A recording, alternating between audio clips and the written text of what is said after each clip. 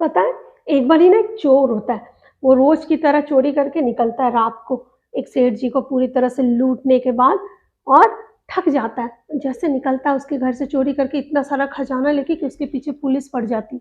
वो भागता रहता है, भागता रहता है, भागता रहता है, भागता-भागता वो एक ऋषि मुनि का आश्रम होता है ना, वहाँ चला जाता है। उसको लगता है कि भई ये पुलिस वाले तो मेरे पीछे ही पड़ गए, ये तो मुझे पकड़ के ही छोड़ेंगे। तो वो डर से क्या करता है कि चलो इन महाराज के आश्रम में घुस जाते हैं।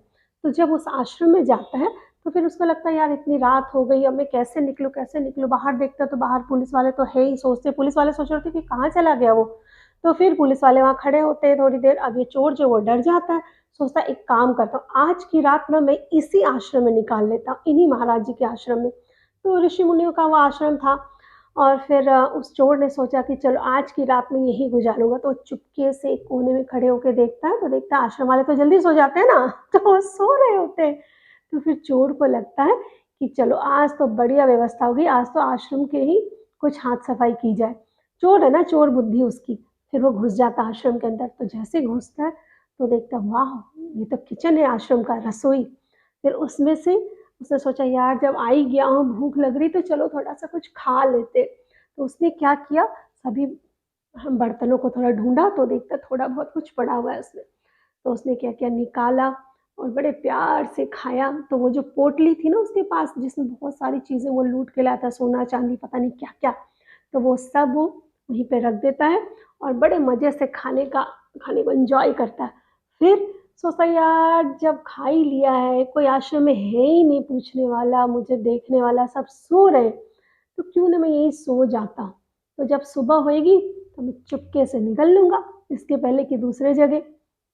जितने में बाहर झाँकता है तो देखता है कि अरे! पुलिस वाले तो खड़े ही हैं, तो लगा भई आज की रात्रि तो मुझे आश्रम में ही विश्राम करना है। ये सोच के वो चोर वहीं पे खाना खा के और सो जाता है। सो जाता है, सोचता है मैं तो उठ जाऊँगा लेकिन उसके पास मोबाइल फ़ोन तो था नहीं उस टाइम और फिर अलार्म कहाँ लगावे, तो फिर आराम से सोता रह गया और सुबह हो गई। सुबह होते ही हमारे जो ऋषि मुनि थे, उनके जो शिष्य लोग थे, वो लोग आ गए और उन्होंने उसको बोला, "भई तुम कौन हो? कहाँ से आ गए और ये क्या कर रहे हो?" तो उसने बोला कि भई मैं चोर हूँ। तो वो सब हँसने लगे, "तुम चोर हो? तो फिर यहाँ क्या कर रहे हो? अब तक भागे क्यों नहीं?" तो फिर उसने अपनी पूरी कथा सुनाई, भई रात को मैं ऐसे-ऐसे, लेकिन अब मैं यहीं सो गया तो अब आपके सामने जाग रहा, अब आप बताओ मुझे क्या करना है? तो उन्होंने बोला तुम्हें तो हमारे गुरुजी के पास लेके जाएँगे, तो उनके गुरुजी के पास उसको ले गए चोर को। फिर चोर को बोला गया कि अब तुम ये जो भी संपत्ति लेके आए हो, ये तुम सब उनको लौटा दो, जिन सेठ जी के तुम चुरा के लेके आए हो। तो फिर चोर तो था वो बहुत घबरा गया कि भई ये तो मुझे पकड़वा देंगे पुलिस से और फिर मुझे पनिशमेंट मिलेगी, सज़ा मिलेगी।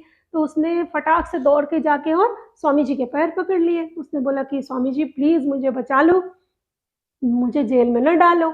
आप चाहो तो ये संपत्ति रख लो। स्वामी जी ने बोला तेरी संपत्ति का मैं क्या करूँगा, तू तो चोर है। तो फिर उसने बोला स्वामी जी आपके पास जो भी आते हैं आप उनको कुछ तो मदद करते ही हो ना, उनका कल्याण करते हो, तो आप मेरा भी कल्याण कर दो। तो स्वामी जी ने बोला कि ठीक है, मैं तेरे को एक शर्त पे पुलिस से नहीं पकड़वाऊँगा। उसने बोला बोलो स्वामी जी क्या करना है? तो स्वामी जी ने बोला कि तू सिर्फ़ 40 दिन तक यहीं इस आश्रम में रुक जा, हमारे साथ रह, हमारी रूटीन को फ़ॉलो कर और फिर 40 दिन के बाद हम देखेंगे कि तेरे अंदर परिवर्तन आया कि नहीं आया। अगर परिवर्तन आ गया, तो मैं तेरे को पुलिस से नहीं पकड़वाऊँगा, फिर तू बच जाएगा। फिर उसने सोचा कि भई ठीक है, कौन-सी बड़ी बात है 40 दिन, मैं रुक जाता हूँ।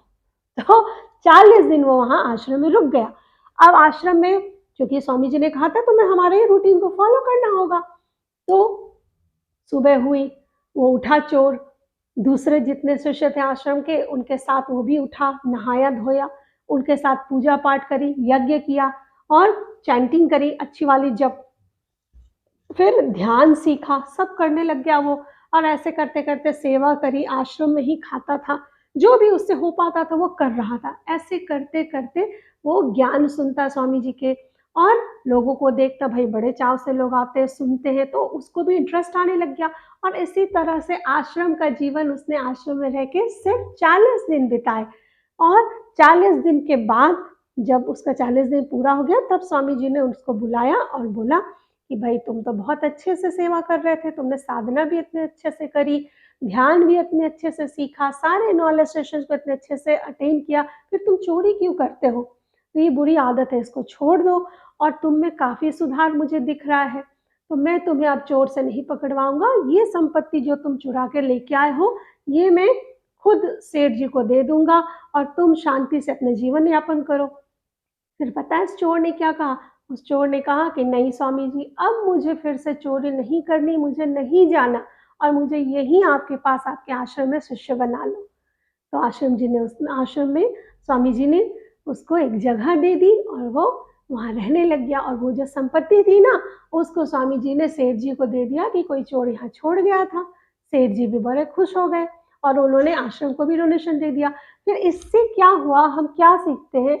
इस कहानी से हम यही सीखते हैं कि हम जिसकी संगति में रहते हैं ना, जैसे लोगों के संग में रहोगे, आपके ऊपर आप चाहो ना चाहो इतना सा भी रंग जरूर चढ़ेगा। सिर्फ 40 दिन में उस चोर के ऊपर इतना रंग चढ़ गया कि उसने पूरी जो अपनी चोरों की कार्यशाला थी ना, उसका वर्कशॉप उसको छोड़ दिया कि मैं चोरी नहीं करूँगा। अपने जॉब को छोड़कर क्विट कर दिया उसने और एक अच्छा जीवन जीने की ओर वो अग्रसर हुआ। तो संगत का बहुत असर होता है। अपनी संगति को भी थोड़ा-थोड़ा सा चेक करते रहना कि किसके साथ होते हो। उम्मीद है ये स्टोरी ज़रूर अच्छी लगी होगी, तो इसको शेयर करना। Bye bye.